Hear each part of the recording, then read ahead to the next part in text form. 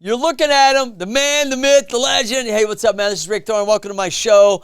On this week's episode, I got a really good friend of mine. He is a pro BMXer, a photographer, a musician, and an author. I had no idea he wrote books. Give it up for the one and only Ben Crockett. Wait, where's that? Everybody ready? Come on, let's go. The Rick Thorne Show! Let's go! The Rick Thorne Show! Let's go!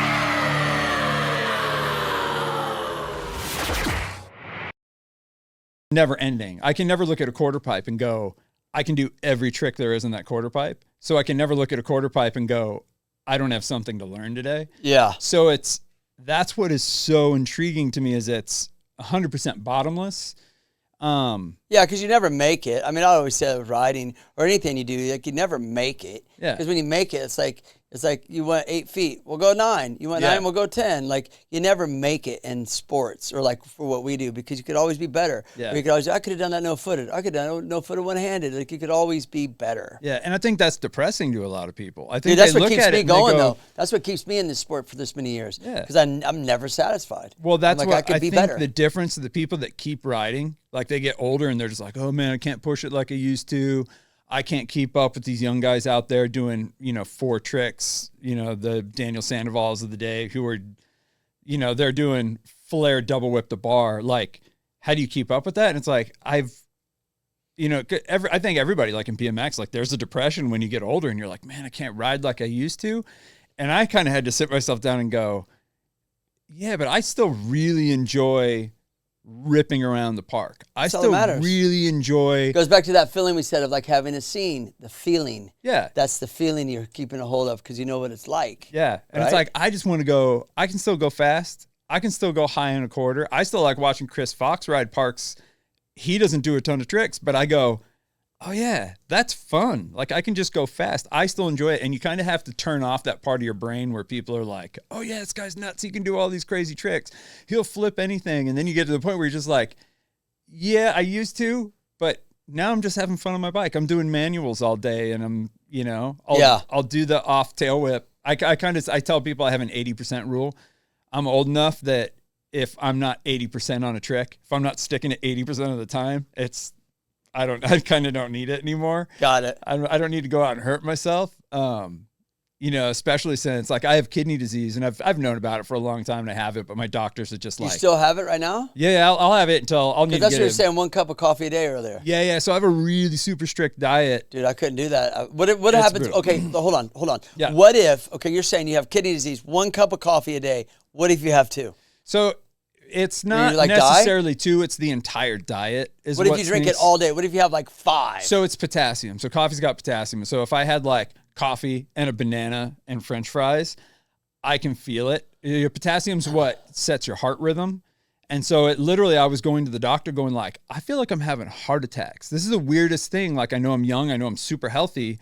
And they would do Dude, stress. You're not that young. They would do stress No, tests I'm on me. kidding. I know, right? 45. They would do stress tests on me and come up with 0. They'd be just like, dude, you're nothing. You're perfect shape. Like you could go out and run 12 miles and come back in here and still be like, your heart rate would be great. And then somebody put the pieces together. They're like, oh yeah, you have kidney disease. So the potassium, your body's not processing it. That affects your heart rate, and you can have like an arrhythmia or a heart attack if you have too much potassium. I never knew this. So it's not. I got with a dietitian because the doctors were just like, "Don't eat anything." Was basically the diet they gave me. I got with a dietitian, and she's just like, "Here's what you can have. Let's make the best possible configuration of what you can have." She's like, "You like coffee? We're not going to take coffee off the list, but potatoes are off the list, bananas are off the list, that kind of thing."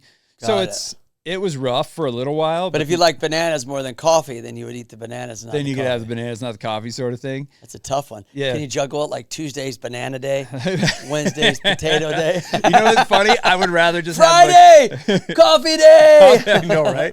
It is something to look forward. But now it's like, I go, and you know what? I look forward to my morning coffee, and then I can look forward to an evening coffee. And it's like, instead of doing a large coffee, it's I got to like do the I'm same doing thing with ounces. donuts. Because if I eat donuts all the time, I grow tits. So What is today? You brought donuts today. What is today? Today is Tuesday? Tuesday. Okay, yeah. No, Friday's my donut day. I just kidding. Oh, man. Wait till you get in your 50s, okay? Dude. Yeah. You eat rice and you go, where did these love handles come from? Well, it's rice. Dude, I'm telling How's you, this happening? you need to get sick. You need to get some kind of disease. Dude, I'm mentally sick, dude, bro. Kidney disease? No, like salt. They said keep your sodium intake as close to zero as possible.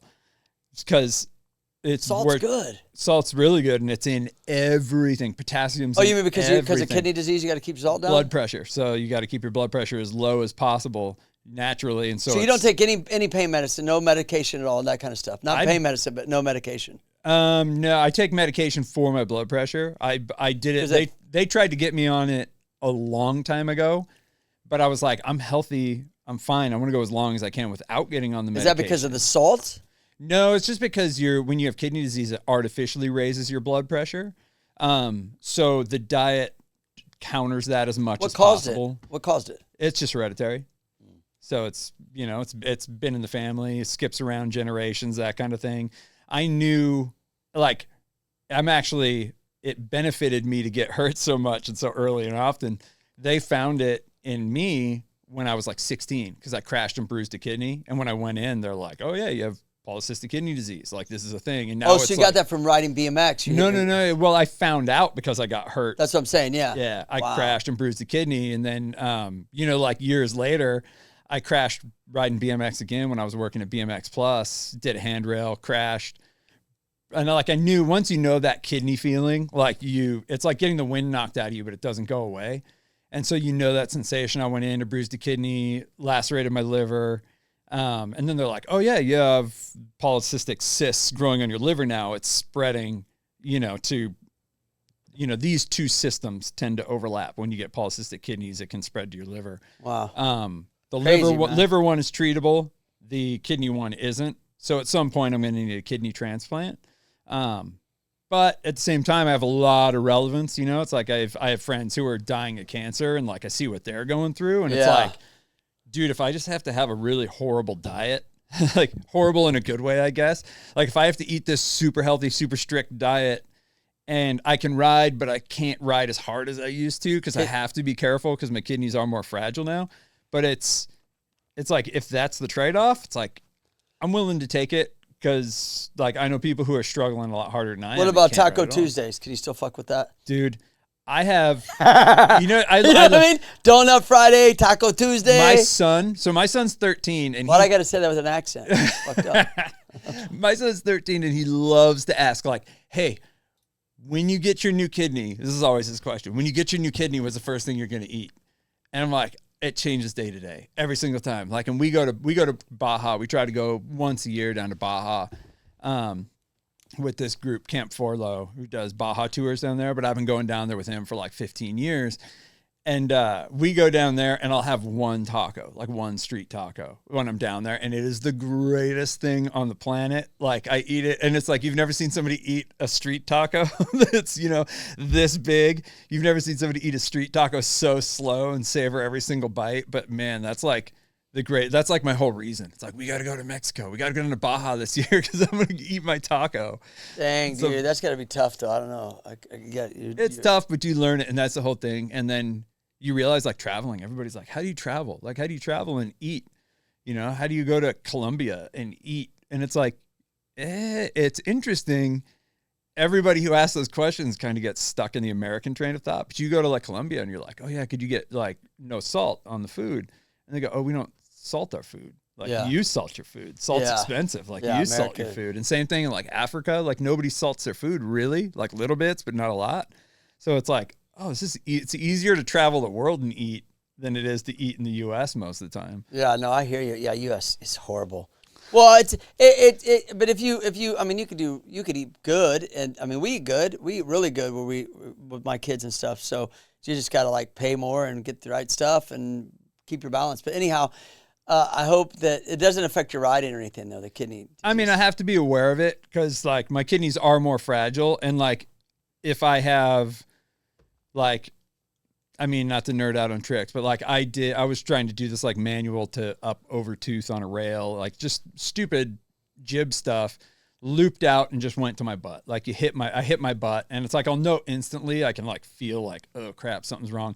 And then what happens is I can rupture cysts on my kidneys, and then I'll piss blood for a day. I've done that before. Talk to my doctor, and then they're like, all right, cool. Well, let me know if it doesn't clear up in a day, and we'll get this checked out. And it almost always clears up in a day. So that's the kind of thing, just a hard impact that normally you get up and walk away from, like that could result in me, pissing blood, and like there's some consequences to that. So it's just, and you'll never avoid that. That's what I tell people. I'm like, my doctor's like, you need to stop riding bikes. It's like, dude, I fall down my stairs at my house more often than I fall off of my bike these days. People have been saying that to me forever, though. It is. You should. I remember a doctor. When are you going to grow out of it? Yeah, he did my knees like, I did double knee surgery back in like 2000 or something. So you should probably consider looking at something else. Like, that's 25 years ago. Yeah. 25 years of riding, I would have just skipped on because you told me I should quit riding. Yeah, right. I ain't going to quit riding. So listen, let's talk about your career. Kidney disease is crazy, bro, and you deal with it. I hear you. That's got to be tough. But I want to talk about positive stuff too. Yeah. And one thing is positive is that you said earlier you read a BMX Plus magazine of an interview with me, created a scene, and you ended up being one of the main photographers, right, at BMX Plus and editor. You worked at the magazine. I worked my way up. So I worked. Were you the editor more or photographer? Because you did both. I did both, and it was. And BMX. To anyone listening, BMX Plus magazine was like one of like the go-to magazines that our industry like. Forever. And I'm like, I just love to everybody loves the Trash Talk BMX Plus because it wasn't the cool magazine, but it was the longest running. It was around forever. It had the photo library there goes back to 1976, like black and white photos from 76 of manual drop race gates. And all that stuff is just sitting there dormant, which is painful to me that stuff's just not getting used for anything. But I grew up riding BMX and reading BMX Plus. I had every issue on my shelf. Like I never. Was that a dream of yours? Like one day I'm going to work at this magazine? No, I just wanted to ride. I was so into riding, and I was like, I'm never going to be a pro, but I was. You look at pictures. Like the first time you saw a picture of like Dave Clymer doing a backflip, and he was like, like hips all up in the bars, and the form was terrible. But I remember looking at that and going, "Oh, that's possible now." We need to go to the dirt jumps. We're going to soften up a landing, and we're just going to start sending it. We're going to figure this out. We're going to learn it into dirt. And like, you just look at pictures and try and structure tricks off of that. So we did that. And then there were, random BMX movies that came out early on, like predating, all of the really popular BMX stuff that's out there now. Right. Any of the early Hoffman stuff. Oh, you're talking about the BMX videos. Yeah, like the whole Eddie Roman collection was pre-Eddie Roman, like all that. It was just like all you had were pictures, and so you're trying to find any content you can. Then that came out, and you just analyze every video till they didn't run right, the VHS, and we learned so much. And so I just started riding. We built jumps. We would just try and get any parents to take us to Sheep Hills to ride anywhere we could go. And then one day by dumb luck, like our jumps just got good and recognition. And then pros, all of a sudden one day we were down there, and then Mark Losi and Mike Daly from BMX Plus show up with Fuzzy, Todd Lyons, and Ryan Nyquist. And they were all riding their signature bikes for a test. Oh, wow. And they just showed up at our jumps, no heads up, no anything. And they're like, hey, it's cool if we ride here. We're like, grab a shovel. Yeah, yes. Bitches. What are we going to say? No. It's like all of you got a shovel? Start digging. The biggest names in BMX dirt jumping at the time. And they're like at our jumps, So while they were there, they shot a couple photos, and they shot a photo of me. And I was doing this weird. I was doing switch-handed toboggan, and then I would throw it back. So it was a weird looking toboggan, and it stemmed from me being too scared to throw a half bar spin when those were a thing. And so I would like throw it, panic, and throw it back. And so I kind of turned it into a trick. And then that photo made it in the magazine. And then when Losi left and then Daly was on his way out, Adam Booth came in as editor, or as a photographer, an assistant editor. And he was just going down a list. And at some point, Mike Daly had put my name on a list as potential test riders, saw my name and called me up and was like, hey dude, I'm in a panic. I need someone, like, I'm not from here. I'm from New Mexico. I need someone to come in and ride a test bike. So I did it. I was working at a bike shop. So at the people time. out there understand what. Sorry to interrupt you. Understand what test bike is they would do reviews on bikes. You would test the bike to say, hey, this is how good it is. It held up for this. Didn't hold up for this. Blah blah blah blah blah. Okay, just so because. Oh yeah. They don't know what a test bike. So I did that for him, and then he would call me back because I just had tons of opinions working at a bike shop and stuff. It's like I could tell him exactly what didn't work and why and how to fix it, and. So he would call me back, and then I started hanging out with him. We started riding, and then he's like, listen, we got a position opening up. Write some stuff. Let's see if you can type, because I didn't know how to shoot photos or anything. He's like, if you can write, we'll get you in here. You may not get paid right off the bat, but we'll get you in. So we got me in right when Daly was on his way out, and I just started writing. And then I was like, I'm in a building with some of the greatest action sports photographers there are. I'd be a fool if I sat here and didn't try and learn anything. So day one, I like grabbed a cheap camera and like started shooting film and anything I could figure out how to shoot photos. And it took me a long time to kind of bring it up to par and learn how to use flashes and, you know, not really collecting a paycheck to like build flashes and senders and receivers and all that was necessary. But ultimately I was the assistant editor for probably 10 years. And then Adam left and went over to work for a motocross magazine. Then I took over and I was the editor there for like 5 or 6 years. So you worked there for 15 years? I worked there it was almost 16 in to out. Dang. So I was there from 2001 through when they finally pulled the plug in the magazine. How old were you in 2001? Jeez. I think I was 20 or something. 20. I think I was 20 because I remember I couldn't rent cars without like the supplemental insurance. They wouldn't let me rent cars without that because I wasn't old enough yet. Well, that's funny. So how did that feel though? Like what I'm getting at, like from going like, oh, these dudes on my wall, this BMX Plus magazine, to like working your way up to be. It was surreal, and like just going in there because you don't realize it's like BMX Plus to me was the biggest thing on the planet. I had every issue. They would ask me questions like. People would be calling up and asking questions, and I would have answers because I'd read every single issue just over and over and over because it was all I had, you know? And so I just kind of fell right in, but you don't realize how small it is. And like when Adam and I were there at its peak, we were doing 100 pages of editorial and photography every single month. Like every month, 100 pages. It was an insane amount of work. Every single month. Just you and him. Just the two of us. Like no He was the only contributors. photographer? So he was a photographer and would write, and then I would shoot whatever I could and write. And it was just content. And what did you like better, shooting or writing? Me? I like writing, but I realized it became more frustrating when I realized like people aren't really reading what you're writing. That became like a past thing. Like you'd try to make it entertaining. But you had limit. You had what you. But there was a certain kind of demeanor Plus had where there's certain things you could and couldn't say. So BMX. I remember I did a double page ad once. Yeah. For Free Agent, and I had wrote all this stuff. It was a silly ad, but it was me getting arrested by a cop. Yeah. At a skate park because that's what was happening to BMXers when all those skate parks popped up. Kids were getting tickets. They were getting their bikes taken away. It was a bunch of bullshit. And so I did an ad mocking that. Yeah. And I remember in the ad I had this little write up.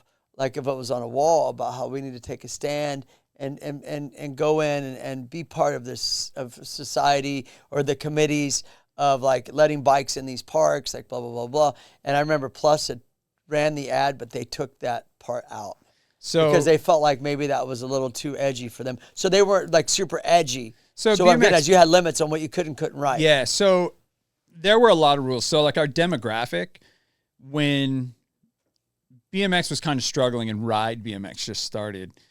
We had the 13 and under market and the 30 and over market. And so when I had to write things, I had to write 30 and over, that made sense. Okay, yeah. Because we had the old school guys at the time. Now they're all in their 50s, you know. But and then the new kids. And we had all those new kids because BMX Plus was in every school library, every church library, every public library, every newsstand all across the U.S. Every 7-Eleven. Every 7-Eleven, you name it. It was everywhere. And they had rules. It's like if you want to be in a church library, we have rules. You can't have smoking, you can't have drinking, you can't, you know, whatever the references are. They had rules. And so you had to try and take an extreme sports magazine and dance around these rules and regulations and what was allowed and what wasn't. and it wasn't cool. Ride came out and they hit that middle demo, and they were the cool brand. You know, they could swear, they could show people smoking, drinking, make references to doing drugs. They could do all that stuff, and it was rad.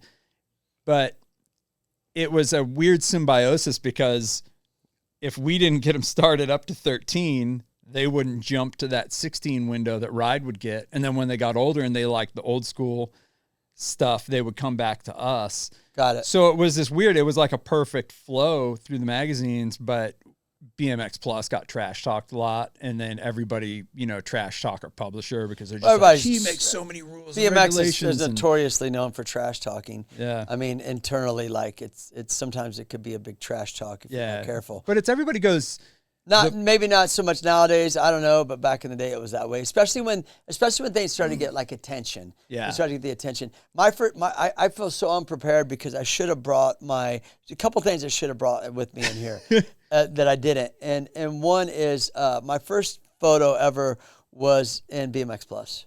Oh, really? Yeah, and I was 19, and I remember no tattoos. Yep, I think I remember at the remember that newsstand. I was like, oh, because the way magazines were, I don't know if kids understand this as much. The older people listening understand this, but magazines were like the Bible. Yeah. Like in a sense of like what you looked up to, like what you were into. Like this is your thing. Yeah. You went viral if you got a photo in a magazine. Yep. So nowadays it's like you went viral if you got like a lot of views on Instagram, right? And so I don't think people really understood the work it took to get into a magazine. Yeah. A photo. What would you look for if you went to a contest and shot? Were there specific type of like shots you needed for the layout, or could you just pick what you wanted? Does that make sense? Like this photo, this trick flows this way, this one flows that way. Did you look at all that kind of stuff? So everything was a little bit of a science project, which was what kept it interesting. And you know, Roland Hines, who was a publisher at the time, everybody loved to trash talk. You know, Chris Moeller, the owner of S&M Bikes, was famous for like subtly attacking Roland in his ads. But I think he appreciated, and I think like a lot of people need to know and appreciate the fact that he, you know, even though there were all these rules and regulations and it wasn't cool, he funded BMX Plus out of his own pocket for a long time. Right. He kept BMX alive in the media for a long time at a loss because he believed in BMX. And it's like, even if you don't believe in his politics or you don't believe in his, you know, like the religious rules and regulations he was putting over everything or whatever it may have been, he really did, like the last 5-6 years of BMX Plus, he funded that out of his own pocket. Crazy. And it's like, I have to look at that and appreciate, but knowing these rules and knowing the way he was and what he looked for and what he liked, he loved photos that were zoomed in, super, super tight. But he would overlook every issue. You guys would lay it out. Every single issue. I want this, I don't want this. We would pitch photos to him. Anything that was going to be full page or cover had to get pitched to him. Got it. So we would sit down and have these photo meetings. We call them color pick meetings. And because the magazines used to be black and white in color, and anything that was going into color was an added cost. So we had to pitch it. Why is this important to be in color? Why is this page important to be in color? And so we would go through and pitch. And Adam, I remember when I started there, he had kind of figured out the psychology of getting the photo he wanted. And so he'd go, hey, which of these photos do you want? And notoriously, we would look and go, hey, you got to see the lip. You got to know where this guy's coming from. You got to see where he's going to put it in perspective, how high he is, what trick he's doing. And we knew that the publisher always wanted zoomed in super close, as big as possible in the frame. But he would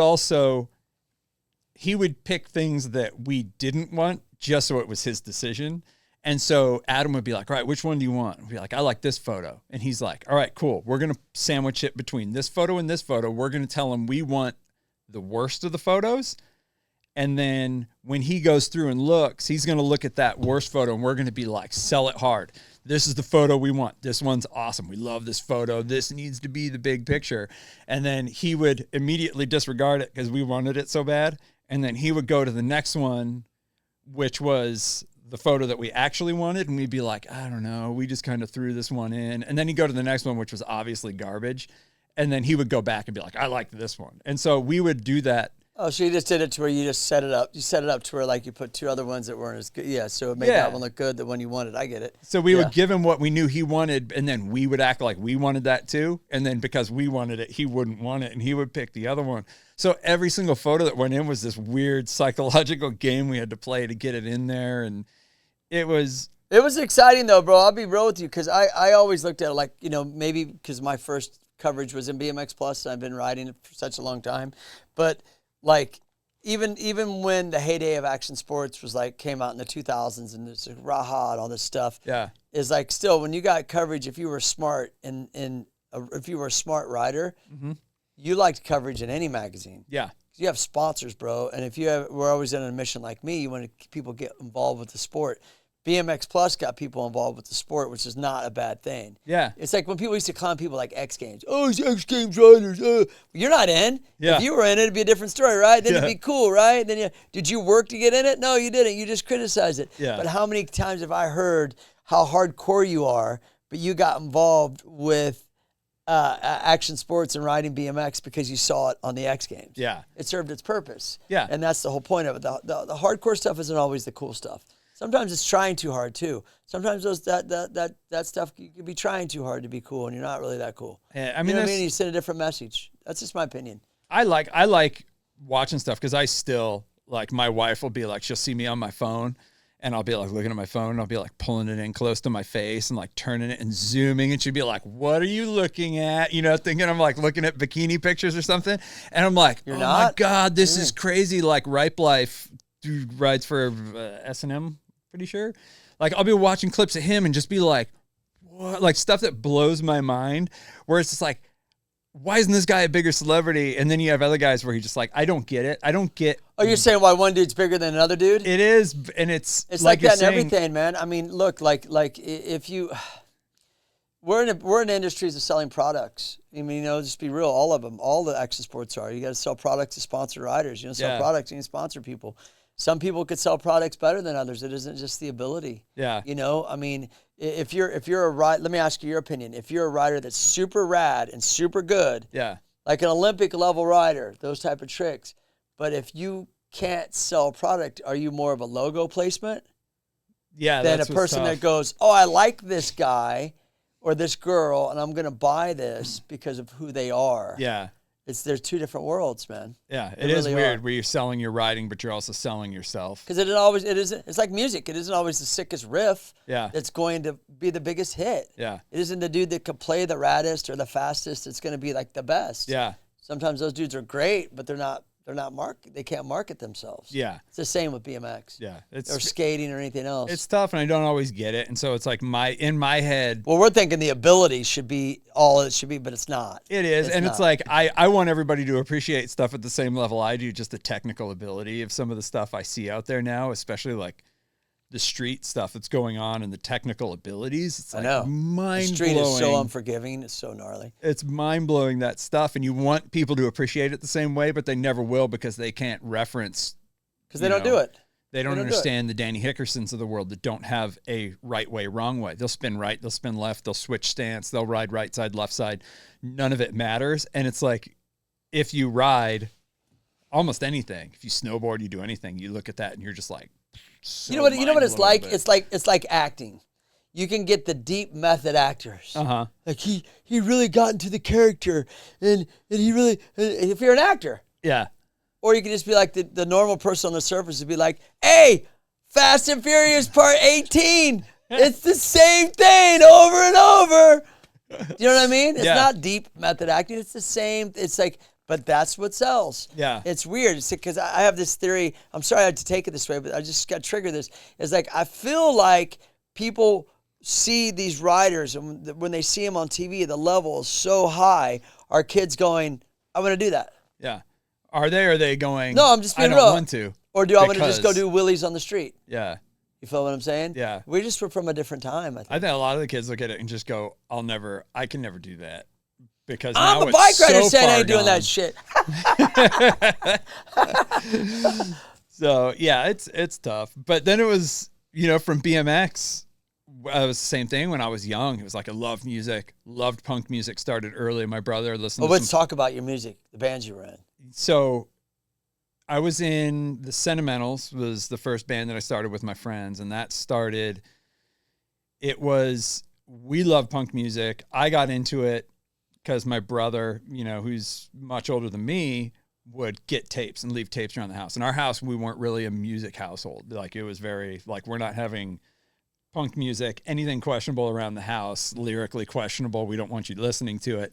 Oh, your family was that way? Yeah, they were just pretty strict on what we were listening to. And so I was just so hard up for music. We couldn't buy music, and it was expensive, So I would go to, there was a guy down the street who worked for MGM Records who would have garage sales and sell these sample records. And so I would go buy any record I could find that had like a logo that looked cool. Anything that looked familiar, I would go buy it. I bought a record player off him for like $4 at a garage sale, and we just had a box of records. And it was everything from Tears for Fears to Willie Nelson, like you name it. It was all over the board because I would buy these records for 25 cents a piece. Awesome. And then that kind of...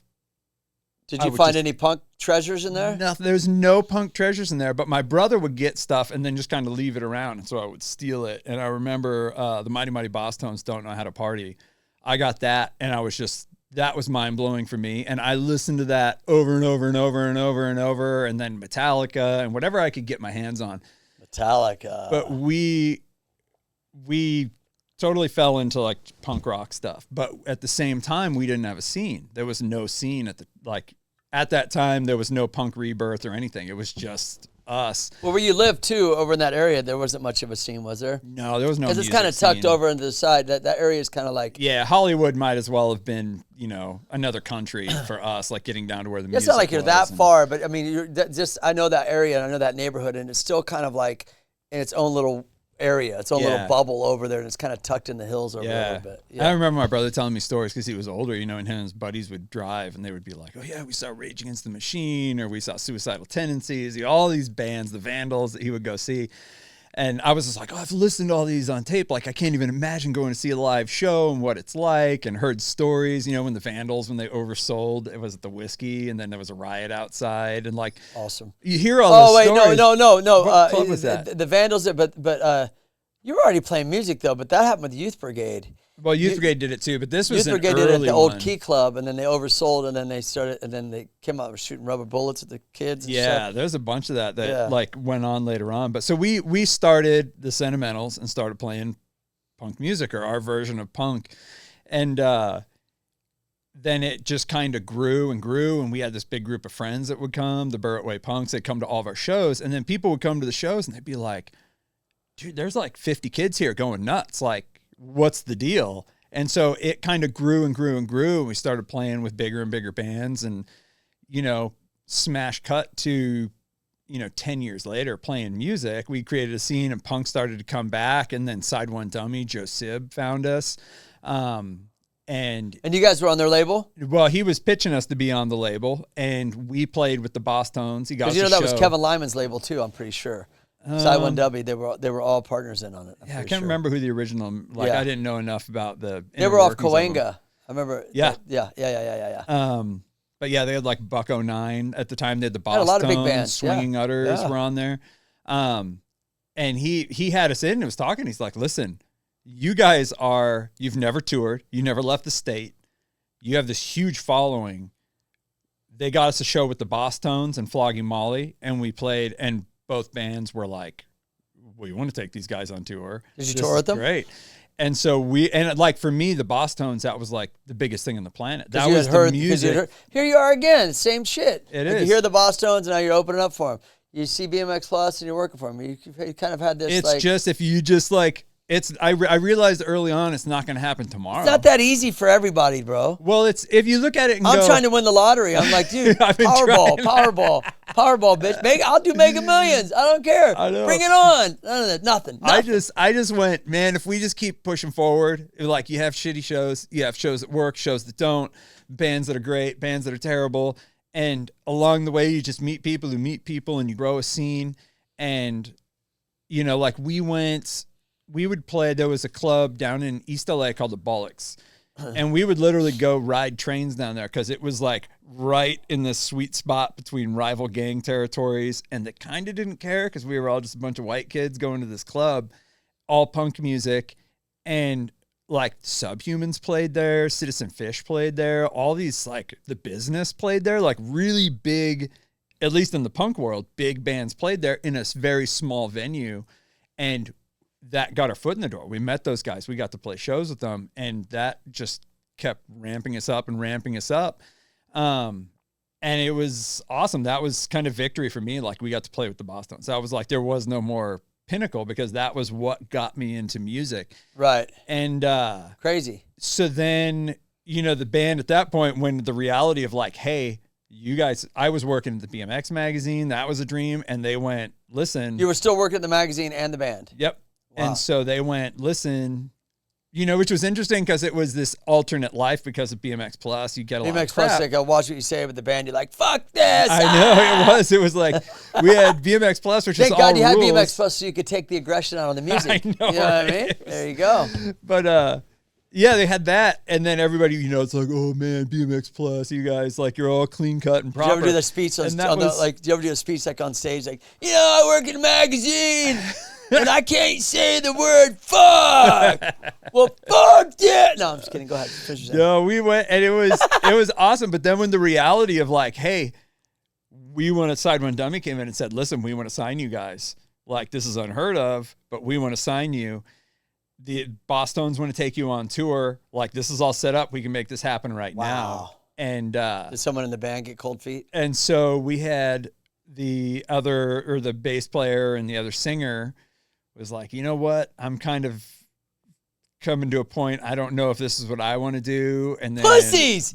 Pussy shit. and then the This drummer. is that's some I mean, pussy it was shit. it was that. What it are you was, working for? It was that. There was some substance abuse going on. Yeah, well. And then that was like, we looked at it as a band and went, crap, like we don't want to subject our drummer to the road. Find someone else.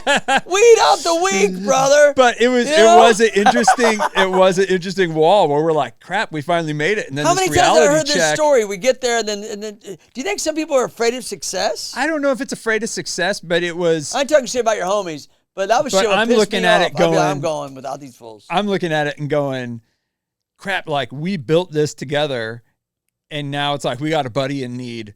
This isn't looking out for his best interest. And he was like, you know, You ever Charlie. heard the term weed out the weak? No, I'm just kidding. Oh man, Okay. like Charlie, our drummer, like we weren't going anywhere without him. Like he was a core piece of the band, And he didn't want to do it. No, he was into it, but he was also having some issues with some substance abuse, and so we were just like, we're not putting it on him.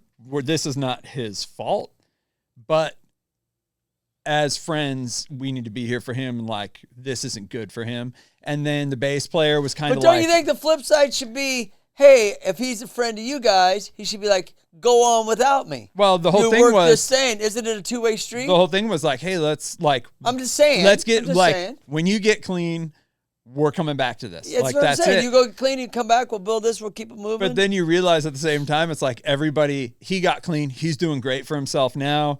The bass player, he's moved on. He's doing other things. And everybody kind of had a thing I get it. as an alternative to that. I And get so, and then I was working at BMX Plus, and I'm just like, dude, I'm like, they're going to make me editor. I'm traveling the world on somebody else's dime. I'm going to have a really hard time going back to zero and touring and doing all this. So it was just kind of like, let's give it a little bit of time, see what happens with everybody else's lives. And then when, you know, everything comes back together, we're going to give it a year.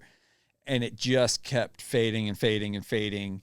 Yeah, you gotta hit it then. But it wasn't done. So Scott, the bass player, we got together and started playing bluegrass because we're like, well, we don't have a band, but like the two of us can get together and just play acoustic stuff. And then that turned into bluegrass music, and we always found a way to keep playing. Everybody always found a way to keep playing. And then the Briggs, their bass player was on their way out. And so they're like, hey, dude, we're going on tour. We need someone to go. They found someone. See what I mean? So- See?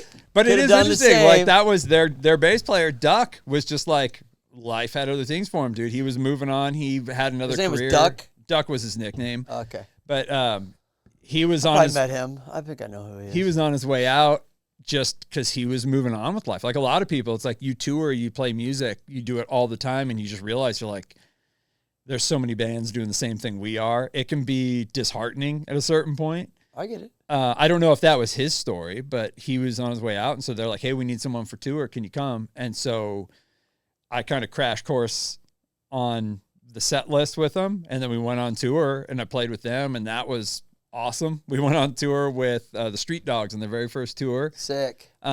Which that was amazing. And like those dudes, the showmanship out of those guys, like nobody knew who they were yet. You know, just Mike. He's the original lead singer of Dropkicks on the first record. So he was the first record, Do or Die was him. Yeah. They started over. Well, he started over, new band. He became a firefighter, right? And then he came, And he came back, and he had the Boston band, the Street Dogs, like all the musicians. And he would go out and play, like, just local town halls. Like they would have in the podunk middle of nowhere while we were on tour. They'd be like, hey, we got a down day. He'd be like, hey, can we get a local music hall? Let's go play music at this local place. There'd be 8 people there, and Mike would just be at a 10, like in the audience, singing in people's faces. It was the greatest show ever. And you're looking at that going like, holy crap, that's a showman. Like, that's what, like, I need to be more of that. Like, and it was cool. It was really inspiring to go out with those guys. How long were you in the Briggs for? It was maybe a year. I played with them, and then I was in the same boat where I'm like, listen, I'm at BMX Plus. So rolling, crazy enough. Because did you feel like at the Briggs that like it was easier for you to do that because you like joined them and they had their thing going, so you could say, you know what, I'm going to go back to BMX Plus, rather than if you had started the band and been ended up to that level, it would probably have been harder to walk away from it. Do you think? Yeah, probably. Because I walked in, I love the band. Did you ever feel like, I understand that, but I'm saying you were hired to play their music. So did you ever feel like you were part of the band, or did you feel like you were hired? I felt like I was part of the band because I hire a lot of musicians, so that's why I'm asking. Guys. I knew those guys forever. We were old friends, like the whole band. We all go just like way back. Okay, got it. So me stepping in was easy. And at the same time, it was totally different because the Sentimentals, we wrote all of our own music. So it was like every riff, you'd sit there and you'd brainstorm, like just the way we did music. Because you created it and wrote it, so it was different. But the way we would brainstorm, like, hey, Charlie, what do you think about this bass line? You know, and how does this riff, you know, there was that, whereas I walked into this band and you play this way. It was very structured and stay in this square, don't come out of it. Yeah, no, I'm kidding. No, but Jason some people are like that, you know that, right? Yeah, they are. But like Jason the Rocket has just like an amazing ear, and he goes, listen, play it this way. Hit this note. Always go deeper on the bass. Don't go higher on the bass. Yeah. He had like rules set in place, and you play it and you're like, oh, I get it. Like, I see what he's saying. So for me, it was like, okay, I'm not writing music anymore. I'm learning music from these guys. Like they have a great ear for it that was different than my ear for the Sentimentals. So are they still playing music? Yeah, they still play. They just play Punk in the Park, which was pretty rad. Yeah, they did. That's right. But then Joey's moved on. He's playing with the Defiant now too. Dude, so I did multiples. Yeah, the Defiant's cool. I did which is the lead singer of Bosstones, which is a weird which connection. Is another great. I did a comedy show in the Valley a while ago. A couple years ago. I mean, time flies anymore when you get like older. You're like, fuck, that was 10 years ago. You know, it's like, when did Michael Jackson die? I don't know. A couple years ago. A couple years ago. Yeah. Exactly. Like today. I don't know. But anyhow, actually, take that back. Michael Jackson will never die. Those songs are hits. Anyways, I did a comedy show and he played an acoustic set by himself. So he does it, but then he does like a lot of shit. He does like an Operation Ivy cover band, all kinds of shit. Yeah. And so he's Take Warning. Is there a cover show? He does all kinds of stuff. Yeah. He's another one of those guys who just loves music. Yeah. And it's like, I appreciate it because some of it works, some of it doesn't. But he just loves music. Joey, the lead singer. So it's like, I can appreciate it, but I appreciate it the same way I appreciate these super technical BMX riders who are doing stuff that I feel like other people don't see. I look at Joey and, the Briggs. I look at the Briggs and I go, man, they have so much good music. You listen to their music and it's like, I feel like every other song in their albums could be a punk rock hit, but I feel like not that many people know it. But do they? Like, I can't wrap my head around how big they are. Punk music's tough like that. They're not selling out stadiums, but people show up. Like, people go to shows and then you see it and you're like, maybe it's bigger than I think. But then you ask around and everybody's like, I've never heard of that band. So it's weird. It's a weird thing, man. You gotta I mean, not singling the Briggs out or anybody individually, just saying is that you kind of almost got to have like all the elements and it just kind of got to fall into place. Or you have people behind you with a lot of money promoting you as well. You know, which I feel like that's a big part of it. And yeah, well, music was always like that. It was always like you was like, "Well, I hear this band," because they're telling you. It's kind of like I have an issue with Oscars. I have an issue with Emmys and Grammys and all this because they're just people voting on their little group of buddies on what's going to benefit them in their film, what they could distribute or music they can distribute, and then they tell you what is supposedly is the best music. But no one asked me. Yeah. Did anyone ask you? It's like a small group of people where it's beneficial for them. Yeah. And then these are and so they're just telling you who you're supposed to like. You get kind of tired of being told who to like, after a while. Yeah. You got to use your own brain. Well, that's one of those things where I remember at a certain point going, and this will kind of stem, like we're going to get to the book I wrote and stuff. Yeah, that's what we're going to do because we're coming up on an hour on this thing. I remember going at a certain point, like, I wish I had a platform. Same thing as I did with music and everything else. It's like I just went, I wish I had a platform to share music. I wish I had a platform to share this Spotify, amazing music that I see. MySpace music. Dude, MySpace music. But it's like I listened to the Defiant and when they started, they're, politically, they like to rock the boat. And people just trash the band because they don't agree with them politically. They don't agree with their stance on the COVID vaccine or whatever it may be. And I always just like to jump in when you're reading the comments. It's like, oh, COVID deniers, whatever people are putting in the comments. I was about the Defiant? About the Defiant. Oh, dude, I know one dude was like, you talk to such and such, screw that. I was just like, bro, like, are you serious right now? He's not. I don't know. I don't get caught up in that. Is what I'm saying. I'm with you. I don't get caught up in it, man. I just love to jump in, like, the comments. Like, I usually avoid the comments, but I like to hop in and go, like, do you like to hack the heads off? Like, you don't like the Defiant because of what they're talking about. Do you hack the heads off little girls and hang them on your wall? No, but you listen to the Misfits. Do you want anarchy? Like, no, but you'll listen to the Sex Pistols. It's like, Code Blue by TSOL. Like, do you believe? It's or are you just, do you just go, people get brainwashed, bro. Like, they can write a great song about anything. You can listen to it and go, that's just a great song. I'm going to listen to it. Yeah. It's like, but everybody's like, oh, if I listen to this, I have to align with their politics. It's like, no, you don't. It can just be great music, and life is so much easier if you just go, this is a great song. I don't 100% agree with it, Yeah. Yeah, no, I get it. I mean, the whole COVID thing really divided a lot of people, especially the punk scene. Yeah. And it was just weird because it's like punk changed. Yeah. It just changed. The mentality of punk rock changed.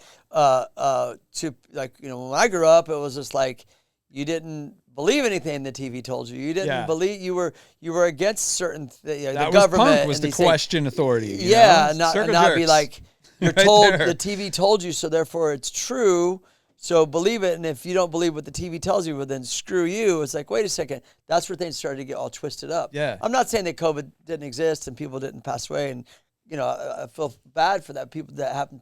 But questioning things is punk. That's the punk rock mindset. Just the questioning part is what I'm getting at. Yeah. And now the punk rock mindset seems to be like go along with. It's authority. It's the actual opposite of the old school guys. Yeah. But so it's going through some changes. But listen, we got like a few minutes left on this podcast, and I wanted to talk about. I had no idea that you had wrote a book. Yeah. And you'd sent me the book, and it's like. It's big, dude. You just got a lot of pages in this thing. Dude, it is. Squeeze light. Look at this right here. 500 pages of book. I started writing it, years ago. It took me 2 years to write it.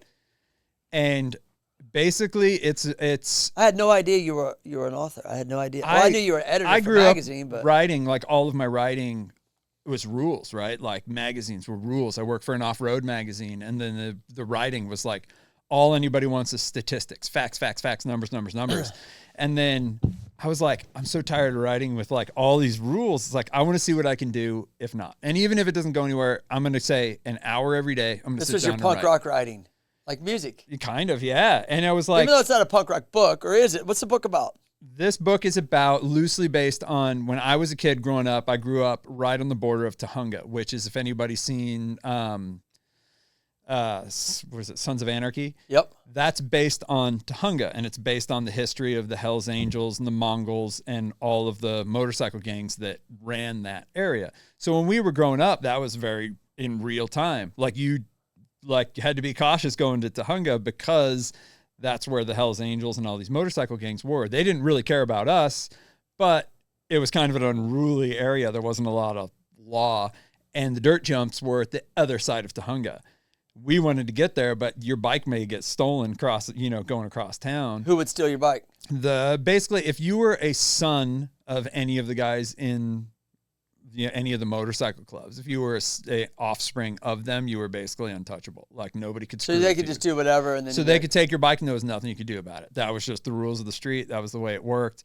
And so you guys were afraid that your bikes were going to get ripped off. And it would happen to people. They would just walk up and go, "Hey man, nice bike," and then you're just, well, check you later. The bike's gone. There's nothing you can do about it. Cops aren't going to do anything about it. Whoa. So we figured out the underground washes, which I'm learning people all over the U.S. don't know it as well. But here in Los Angeles, a lot of the waterways are underground. They're under the city. And so these underground washes that flow through parks and towns and people's backyards and stuff, we started figuring out if we hop into those and we can figure out how to connect the dots, we can get all over town. We could get from the foothills up in La Crescenta to the dirt jumps over in Tujunga, to school, to parks, you could follow those all the way to the beach if you really, really wanted to and networked it. There's literally 2,000 miles of underground washways in the greater Los Angeles area. Is there? Yeah. I had no idea. So you're talking about ditches? Is that what you're talking about? Like the underground subterranean washes. Like full pipe style? Full pipe or just the square ones. Like you'll see them talk about pop some up. full pipe locations when we are. Oh, yeah, right? Yeah.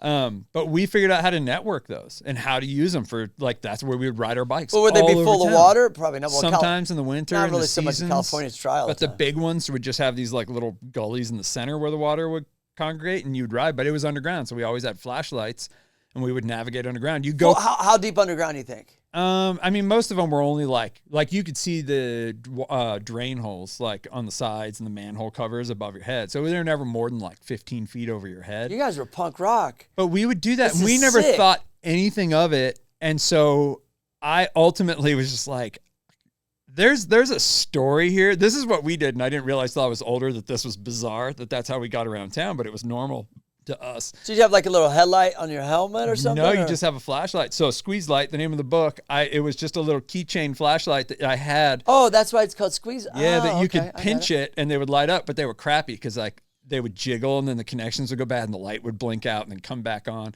And it was I realized in hindsight, it had all the makings of a kind of a scary movie or an action movie or something Blair like Witch being Project underground. or some The shit. noises of water dripping. And, Did you ever see rats and shit or oh yeah. homeless people? Or No, but back in the day, there was zombies no, or some shit? there was no homeless people, no anything like that. But we did get into some weird stuff because we were out at night all the time. And when we were in Boy Scouts, we got our hands on rock climbing stuff.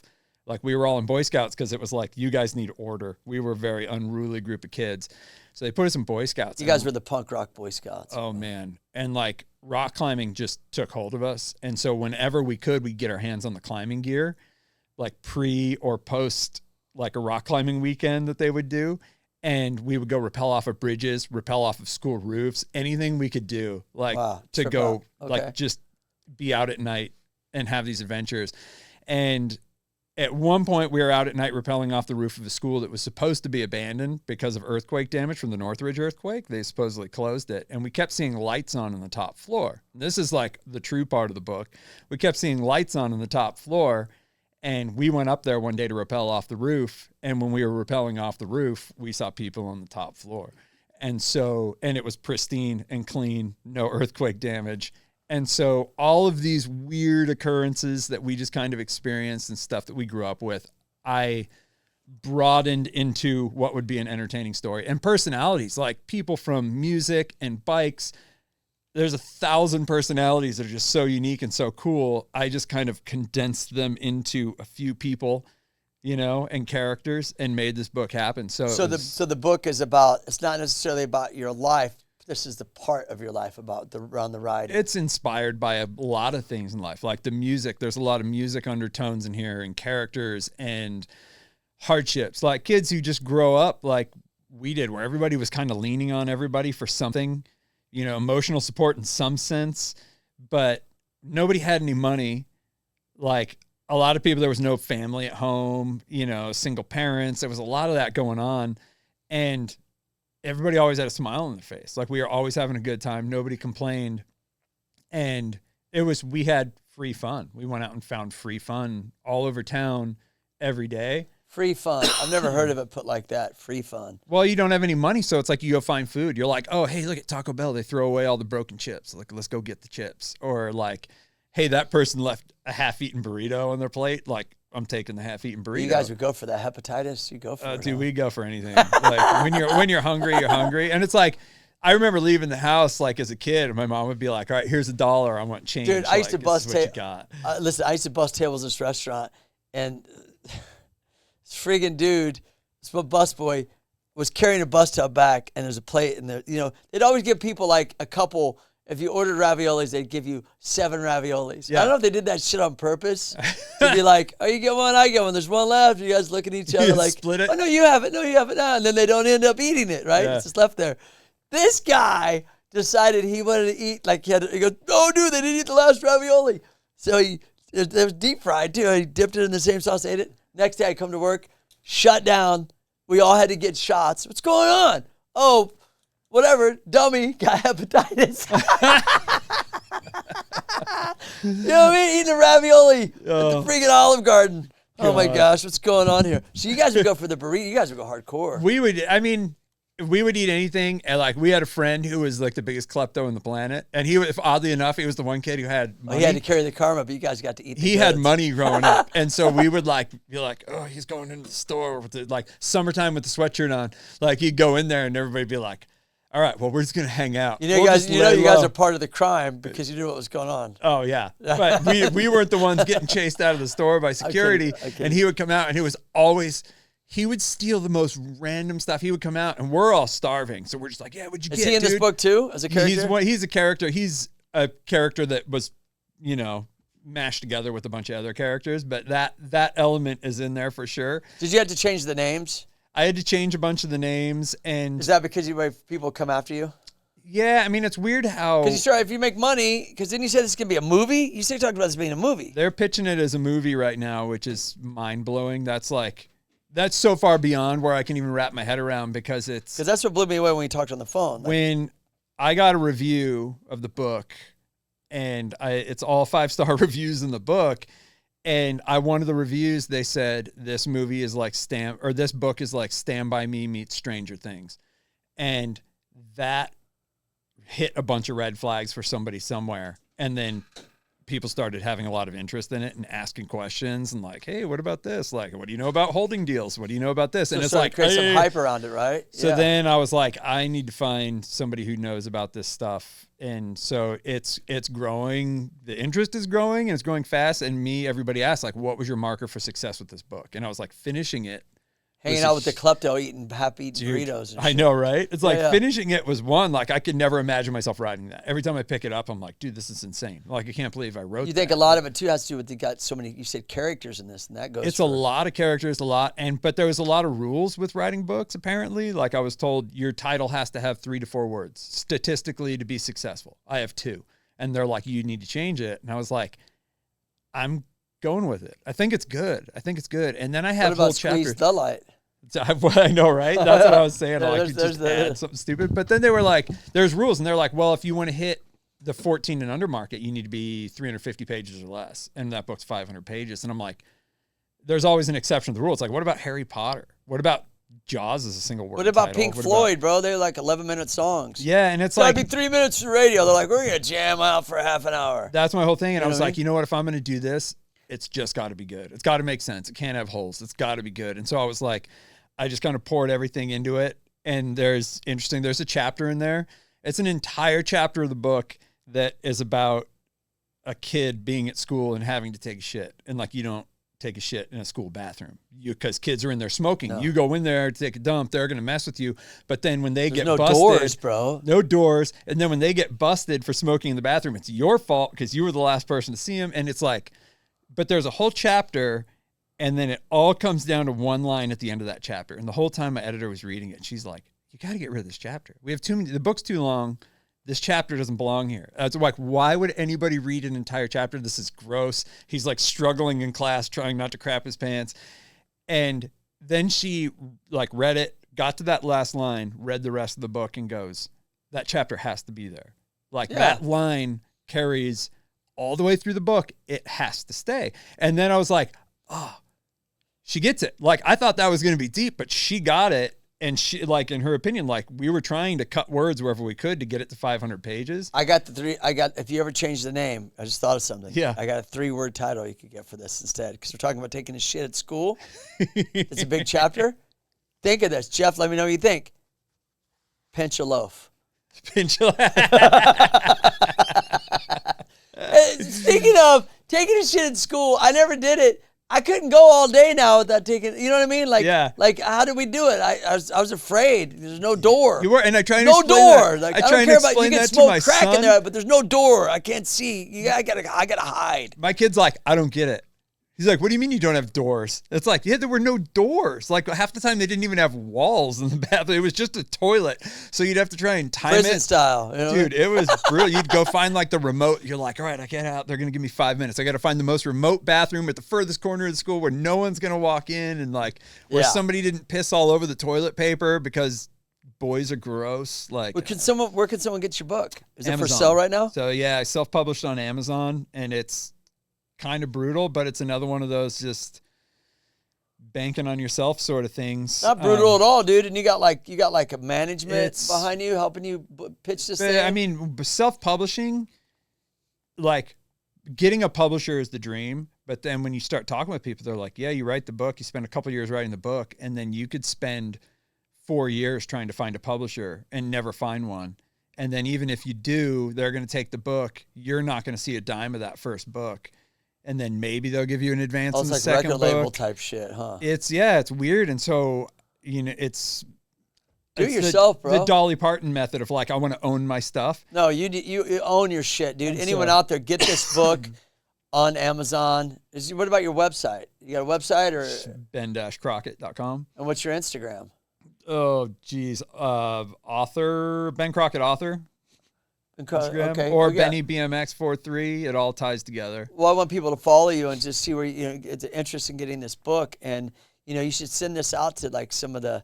I don't know if you have other BMX buddies that could help you with promoting as well. Have music. I got it in the hands. Dickie Barrett I gave it to Joey to pass it along because the Defiant have a reference in there. Any of the bands that have references in there. I've tried to pass it along to all those people and use those channels for sure to promote it, but it is very, grassroots. Like keep going, bro. Don't give up. Don't keep plugging away. Don't stop. And that's interesting because I never thought that you had to go through that extreme to get to your dirt jumps. It's like you'd have to have somebody drive you there, or you'd have to take the tunnels, or you'd have to, like, there were a variety of shortcuts, like cutting through businesses and alleys and people's backyards. And it's like, I didn't realize till they asked me to go shoot photos of some of these places for the social media on the book. I went and I was shooting photos and I was getting yelled at for shooting photos of the places we used to go jump the fence and get yelled at for jumping the fence and playing in, like jumping into the washes. Like you'd have neighbors coming out like, hey, excuse you.